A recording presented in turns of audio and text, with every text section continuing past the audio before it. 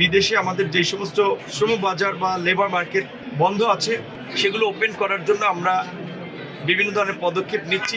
একই সাথে এখানে যেন কম খরচে অভিবাসী যেতে পারে সেই বিষয়টি নিয়ে আমরা কাজ করছি এবং সরকারের অগ্রাধিকার ভিত্তিতে যেমন মাদক, জুয়া এবং দুর্নীতির বিরুদ্ধে যে কঠোর অবস্থান সেটাও আমরা উপজেলা প্রশাসনের সর্বস্তরের সরকারি কর্মকর্তা কর্মচারীদের সাথে মতবিনিময় করে আমরা সরকারি নির্দেশনাটা আমরা দিয়েছি যে এখানে দুর্নীতির বিরুদ্ধে যেন আমাদের একটা কঠোর অবস্থান থাকে। উপজেলা প্রশাসনের বিভিন্ন দপ্তর থেকে মানুষ যেন হয়রানি মুক্তভাবে সেবা পায় এবং মাদকের বিরুদ্ধে যেন তাদের একটা কঠোর অবস্থান থাকে।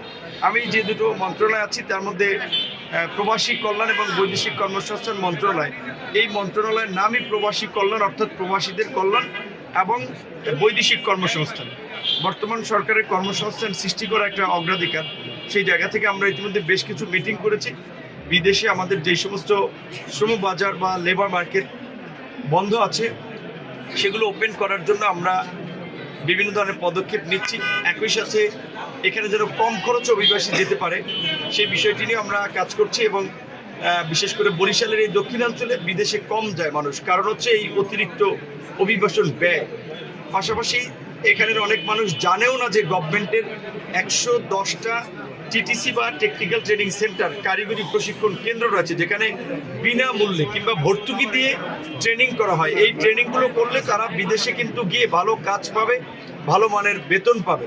এবং আমাদের প্রবাসীদের যে বিশেষ করে সাধারণ কিছু চাওয়া তার মধ্যে রয়েছে যে প্রবাসে মৃত্যুবরণ করলে তাদের লাশটি যেন বিনা খরচে দেশে আনা হয়। এই বিষয়টি আমি একটু আপনাদের মাধ্যমে সকলকে জানাতে চাই।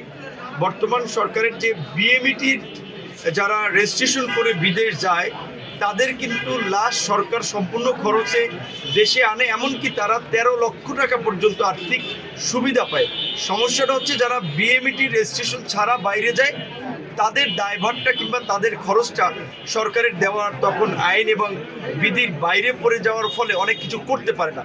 আমরা যেটা দেখেছি যে গত কয়েক বছরে 20 to 25% অর্থাৎ 20 থেকে 25% আপনার বিএমইটি রেজিস্ট্রেশনের মাধ্যমে যায়, আর 70 থেকে 75% মানুষই রেজিস্ট্রেশনবিহীন যায়। তো আমরা সকলকে অনুরোধ করব তারা যেন বিএমইটি রেজিস্ট্রেশনের মাধ্যমে যায়। সেক্ষেত্রে তারা মৃত্যুবরণ করলেও তাদের যেমন লাশ আনা নেওয়া থেকে শুরু করে পরিবারের পাশে দাঁড়ানোর কতগুলো দায়িত্ব সরকার পালন করে, পাশাপাশি অন্যান্য সুযোগ সুবিধা নিশ্চিত করতে আমাদের সুবিধা হয়।